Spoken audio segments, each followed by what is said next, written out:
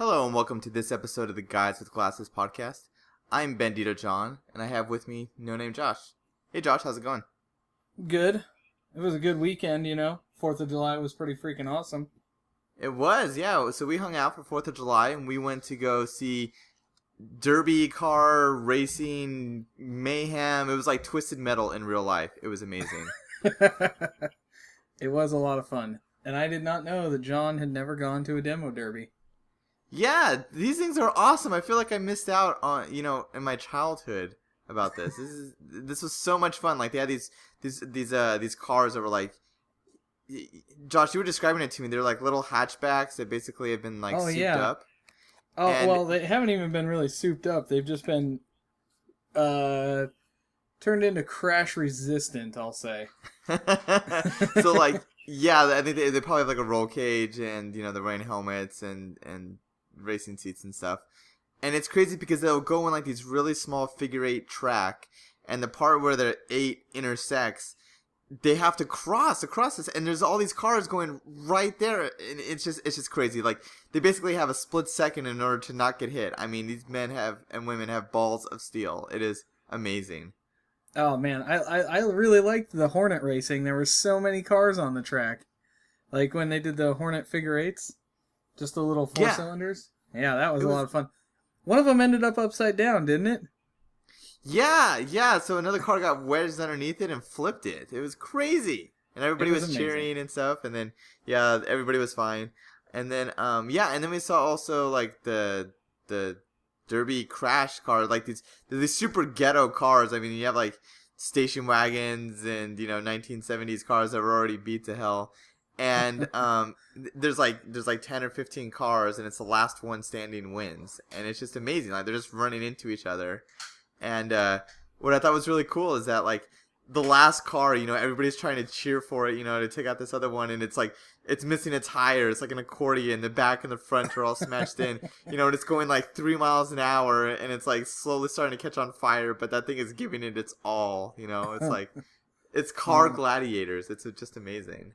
That was pretty awesome. That car was like shaped into a U or like a hatchback, man. That thing was so messed up. Oh, good times though, man. The cat and mouse was really fun. Yeah, so cat and mouse. Yeah, what was that? Where the one person is the mouse and is being chased by all the cats, and the only way that the other cars turn into the mouse is if they spin the mouse. So one guy got turned into it, and he just started like destroying all the cats. It was pretty freaking awesome. It was exciting, fun. And then the fireworks, of course, were rad. Yeah, we'll definitely do this again. That was awesome. It was good times. Yeah. So on this episode, we want to talk about rare games. There was some interesting news that there's an Earthbound rare cartridge. It was like a prototype cartridge. Is selling for $15,000 on eBay. And so we kind of want to talk about our rare games that we have and kind of the news about that. And if time allows, we'd like to talk a little bit about the new Ouya game console that came out. Indeed. So, Josh, you have a rare game, don't you? Yes, I do. I have the Donkey Kong competition cart from the Blockbuster Championships. It's How much is that worth?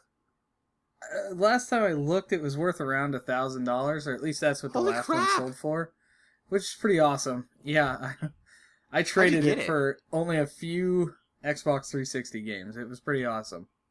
Who did you trade it to? Like, what's the story behind this? Okay, so interesting story, and actually pretty awesome. It was I was friends with a guy at Game Crazy, and we were talking when he was at work, and this lady came in with like tons and tons of Nintendo cartridges from the NES and the Super NES and the what do you call it, the N64, and she's like, hey, I want to trade these in, and they're like, well, we don't take those, and she's like, I just want them out of my attic, take them. So the guy took them, and they started digging through it to see what was in there, and lo and behold, they found that competition card in there, and the dude traded it to me for, I think it was like 3 or 4 games. It wasn't that bad. So, I mean, it was well worth it to me, and it's cool to have. Yeah, that's awesome. I was super So, excited about it. I felt bad for the lady though, kind of. I was like, well, I mean, I she guess you didn't know should what do she your had. research beforehand, but whatever. Yeah. Yeah, it's kind of like, people that have like these rare magic cards, and they're just like, oh, I'm just going to sell my whole box, and they just don't know that they have like a single card that's worth like $200 or something. Yeah, it's crazy. I've had a few rare games. I mean, nothing like that. I've had some that, like, remember I had like Harvest Moon 64, which at a time was really rare and was going for like $100. Um, I had like Final Fantasy Tactics original black card or black label edition, the non-greatest hits version that was rare. Um, yeah, kind of some games I just kind of accumulated. I used to do a lot of trading online. And remember, there used to be this awesome site called SwitchHouse.com. Not around anymore. But it was a site where you could basically trade games. So, and they have some similar stuff today, but you could just put on their site your whole collection and then what you wanted. And then people would make offers for trading. And I ended up getting like a bunch of rare games that I really wanted that way. Including like Final Fantasy Tactics and like Harvest Moon and stuff. Like I would trade in some games that I was having that I just wouldn't play and get some of the cool ones like that. Yeah, see, that's Yeah. awesome. I like that kind of stuff. I've always been really into that. With Uh, trading games. yeah, I really liked, well, especially when I was younger, because, it was so much harder to get games. It was so much fun to, like, trade around. I never did it on the internet, though. But when I was friends with the guy at Game Crazy, I'd constantly trade games with them for cooler games that I wanted.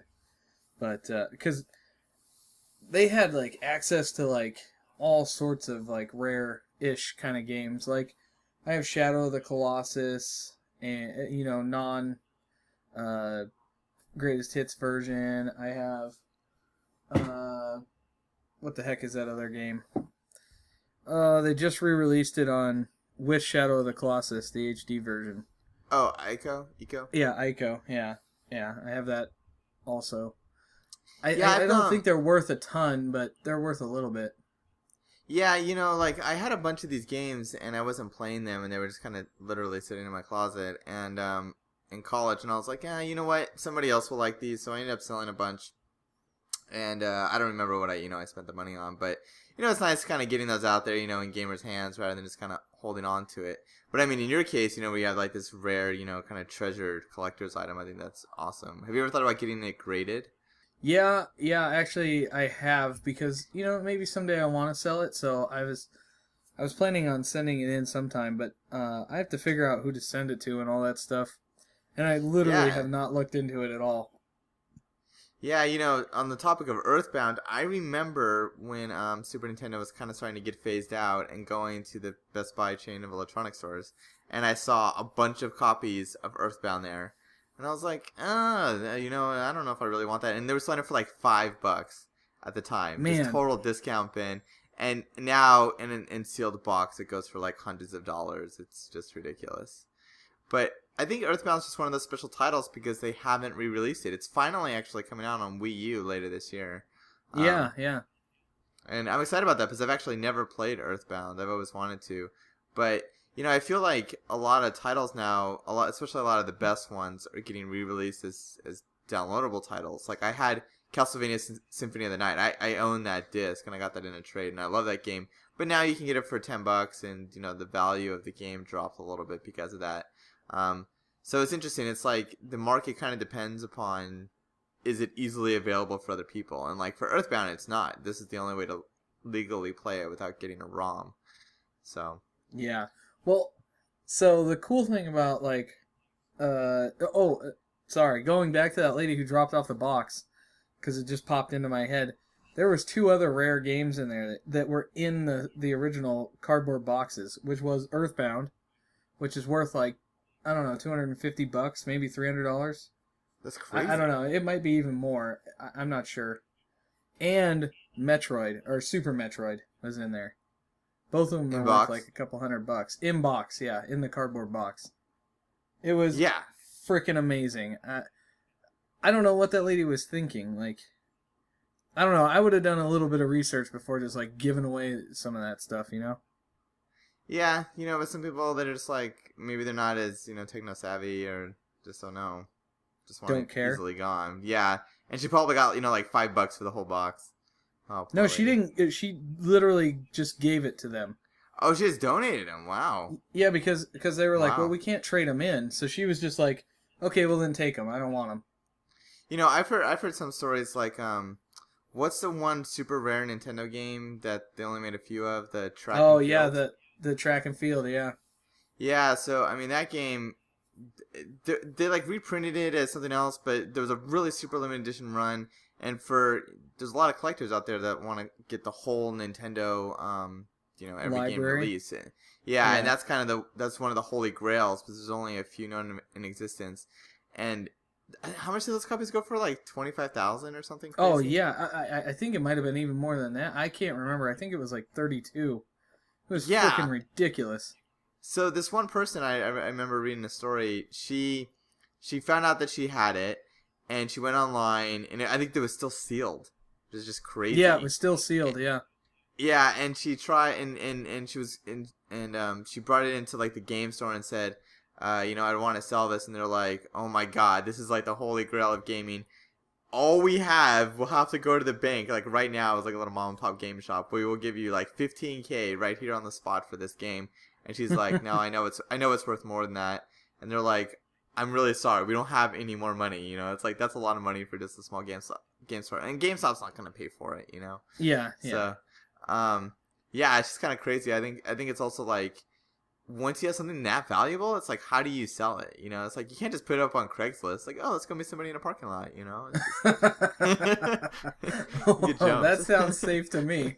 Oh yeah, just Here's trade you some cash for this. $34,000 in cash.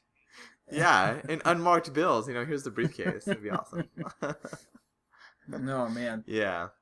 Well, I mean, Yeah. that's what I always hope for every time I stop by a garage sale. I'm like crossing my fingers that they're getting rid of their son's like comic book collection or something, where I Yeah. could dig through it and maybe find, like one of the special Spider-Man issues, like I think it's like, oh, I can't remember. I think it's like 300 where it's the first appearance of Venom. I mean, that would just be amazing, but Yeah. I never have run across that, and it makes me sad. But I do have Yeah. a few comics that are worth, like $25 because they're variants, but I don't really have any other really, really rare games. Yeah, But, it's tough. It's like game collecting's kind of an interesting thing. I mean, it's super fun, but it all like the market can be interesting. It's like, oh, the collector's edition of a game, they made 1 million of them. Does that mean that it's rare or not rare? Maybe it'll be rare in 5 years, but do you want to sell it? I mean, maybe you got this cool statue or something. yeah, I mean, I yeah. got the Gears of War 3 and the Last of Us special edition, and well, I've gotten tons of special editions over the year, but I really like the Last of Us, BioShock 2, and Gears of War 3. I think had like the best setup. Yeah. For how much the price was. Yeah, like an extra $10 or $20, and you get a lot of cool stuff. Yeah, exactly. Well, I got 2 art books, the music from both of The Last of Us and BioShock. With Gears of War, I got the statue and a flag and all sorts of stuff. So I was happy with that. Yeah, that is cool. And hopefully in the future it'll be worth something because I just feel like, not very many people bought it, but who knows? Yeah, like I remember one rare thing I have is I pre-ordered Wind Waker, Legend of Zelda Wind Waker, and they gave away a special disc that was Ocarina of Time and Ocarina of Time Master Quest. And Master Quest was basically just kind of remixed. It was like a little bit harder with like I think a few little dungeon tweaks. And that's the only place that Master Quest has really ever been released in the States. I think I have this game. Yeah, that's worth quite a bit. That's a rare one. Sorry, I'm like now attempting to find it. I have this game on disc somewhere. I mean, that one's really rare, and I remember there was another Legend of Zelda that I looked really hard for, and this one went for a pretty penny. Was if you got the limited edition GameCube that was for Zelda, it came with a special disc with like a link to the past. Yeah. Stuff on GameCube. That one was really rare. I really wanted that one. the guy at Game Crazy actually held one of those games for me. I swear I bought it, and it's got to be. Man, you gotta Where's buy my this guy a beer. GameCube This game? guy has hooked you up, dude. Dude, well, I mean, I bought him games and stuff. He knew I was a collector, so he'd call me and tell Yeah. me all this stuff. So, um, it was always like, hey, if you buy me whatever, I'll trade you this. He had no interest in old games. He wanted like, the new The Call new of Duty stuff. or whatever. So that's just what I Yeah. ended up getting him, and I would get cool stuff, and hopefully, I I really need remember, to find that game. It's in a random box somewhere. well, I remember a few times, like, this was really cool. I went to a Blockbuster, and, back when they used to have Blockbusters, and, I saw that they were selling, like, a Katamari Damacy, Oh and, yeah, they were selling it for, like, $10 or $20. They're trying to get rid of it. And that was actually a rare game. There wasn't a lot of those printed. So I ended up buying, like, 5 copies of them and selling them online. Or keeping one for myself and then selling a bunch online. I was like, yeah, sometimes with these big retailers like a GameStop and stuff, they have max prices that they set on some games. I mm-hmm. remember, like at a max they would sell like used games for $55, Yeah. even if it was rare. And there was a PlayStation 2 game. I think it was like Baldur's Gate, and Oh, I that was love going that for game. yeah, it's a great game, and it was going for more than the $55 used that they were selling it for. So if I ever saw a copy, I'd pick it up and then just kind of resell it. But yeah, Oh, these are the little things I did for some extra cash in college. kind of speaking of that though, guess what I found at freaking Walmart when we were down going to Wild Waves? What did you get at Walmart?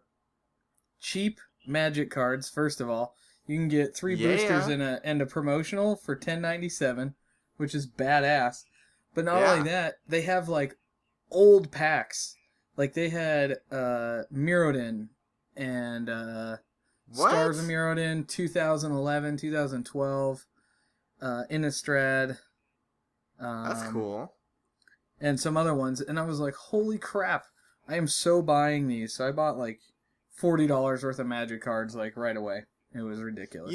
I was actually looking at I was looking at building a new Magic deck, and I was looking at like some of the rarity and cost of some cards, and I was looking at like I was sorting and looking at like the top rated cards, of each color, and I was like, oh, this card's awesome, and this card only costs like $2 to buy, used online or whatever, and it's this awesome card they haven't printed in 10 years. I'm like, that's an awesome card. That's totally worth it. And you're like, oh yeah, this other awesome card. Oh, let me look at that one, and it goes for like $200. I'm like, where the hell did these prices come from? How are these set? It's like this awesome card is $2, and this other one's like $300 in shitty condition. I don't understand it.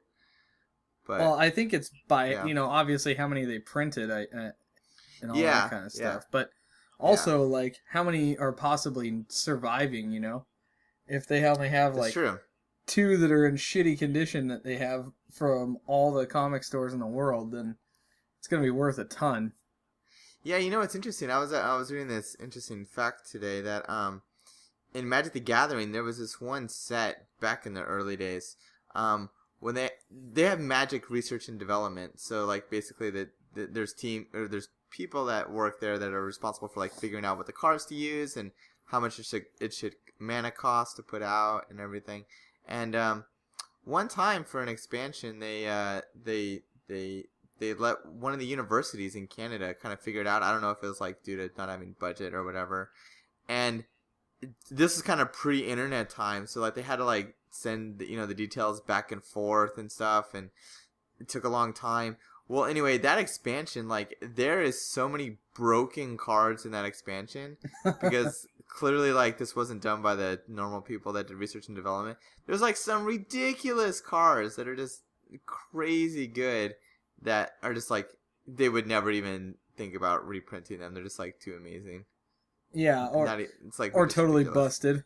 Yeah, they're just totally busted, and because they're still legal to play with, like yeah, they go for like $400. It's just nuts. Well, that kind of like Crazy. reminds me of like Black Lotus. Now you can play it in tournaments, but you can only use it. Like I think you can only do the what do you call it?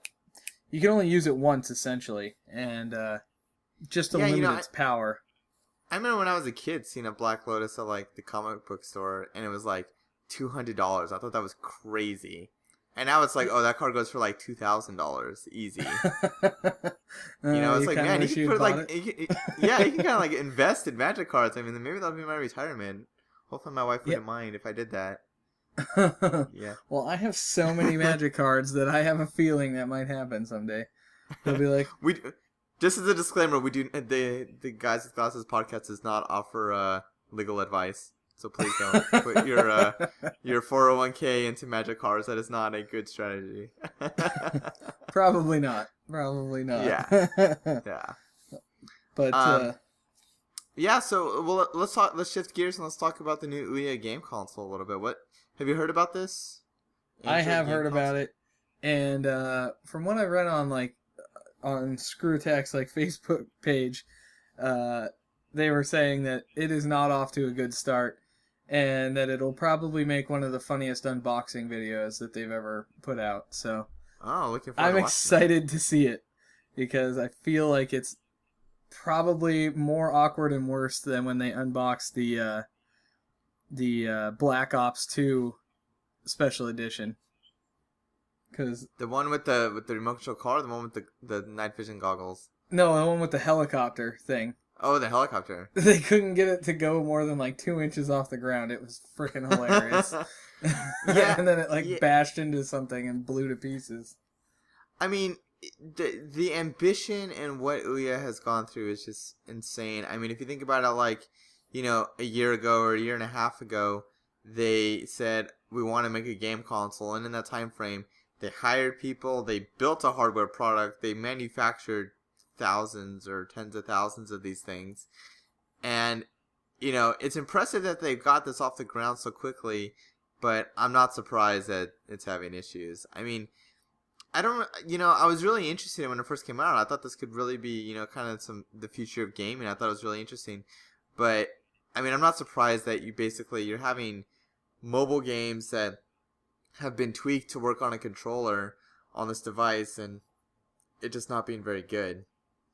I mean, they're tackling something that other companies have done for years and have, teams of hundreds of people working on this, and they just did it with a fraction of the manpower.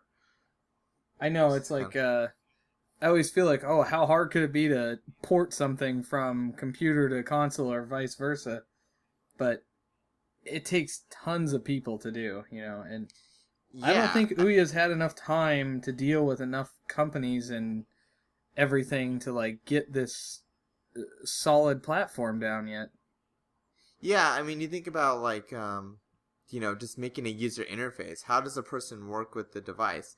I'm sure that takes a ton of people, and you have to do surveys, you have to do market research, and is it easy? And I know that was a common gripe with the beta stuff, with the early units that were going out, is that it just wasn't intuitive. And I don't know how the new final versions are, but I mean, yeah, these, it's kind of crazy that it's just like a startup, that's trying to do all this stuff. Maybe it'll be better in iteration, 3 or 4. Maybe they'll come out with one new one a year, kind of like mobile phones. I mean, the hardware in it's already, slower than what we're seeing in the latest cell phones. But I think it's supposed to be kind of good for kind of a mainstream phone. But it's going to be out of date, here pretty soon. So they'll have to keep revising it. Yeah. I don't know. I mean, it's kind of like home consoles now. By the time the Xbox One and the PS4 release, they're going to be, behind the times. And, they don't release new editions. They just milk whatever they can out of, the graphics and, all the processors and the GPU and all that stuff.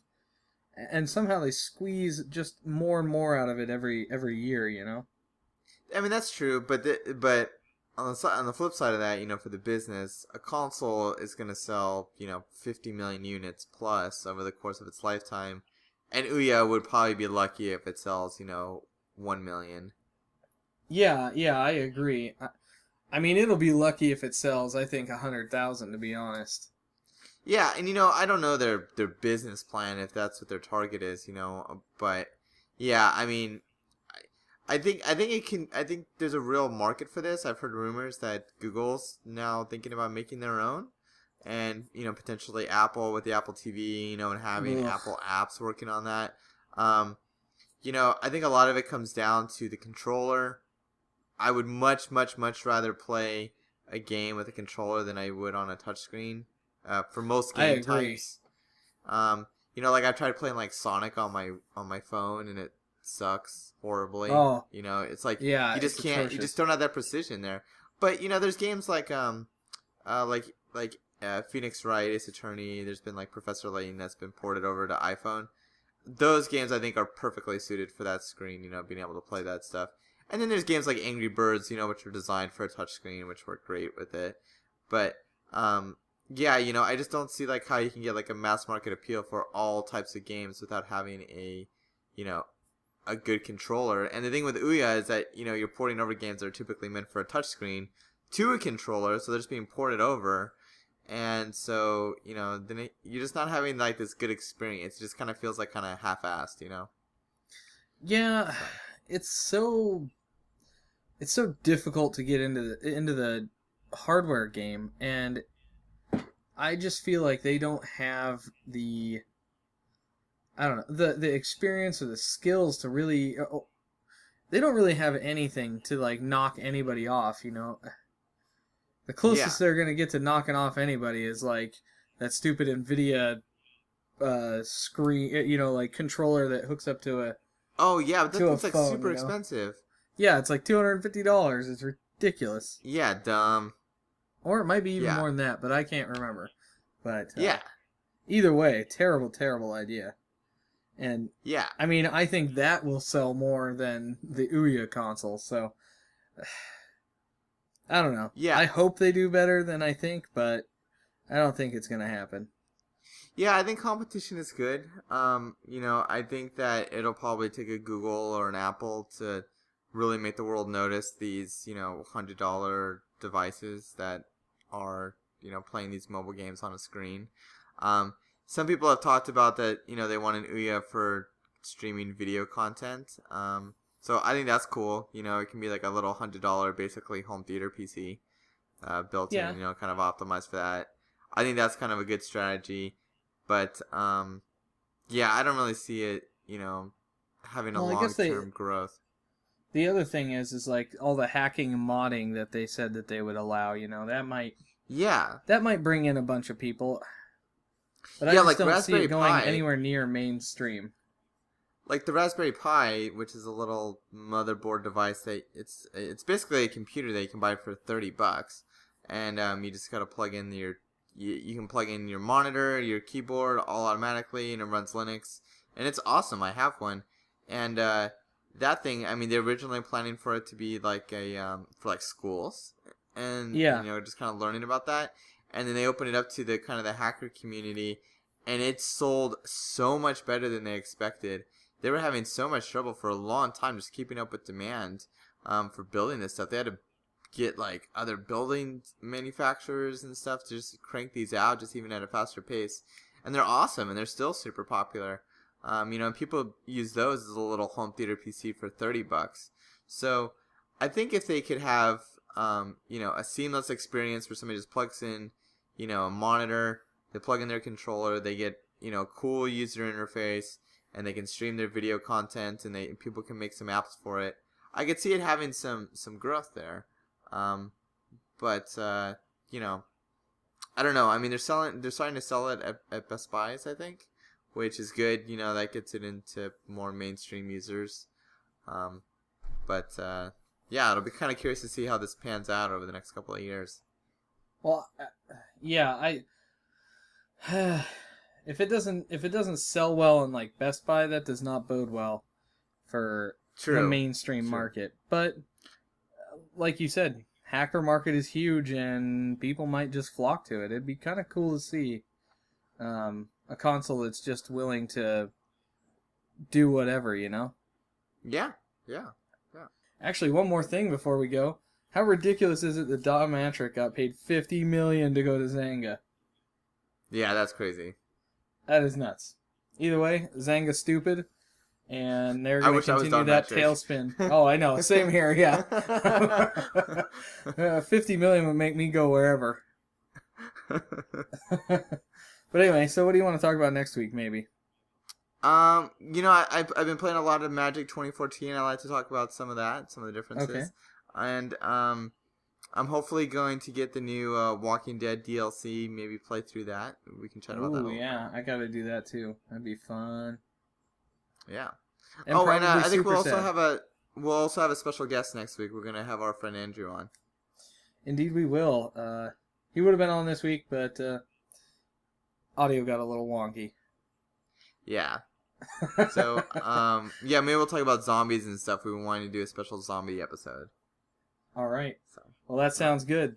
This is No Name Josh and Bandito John saying see you later. Bye.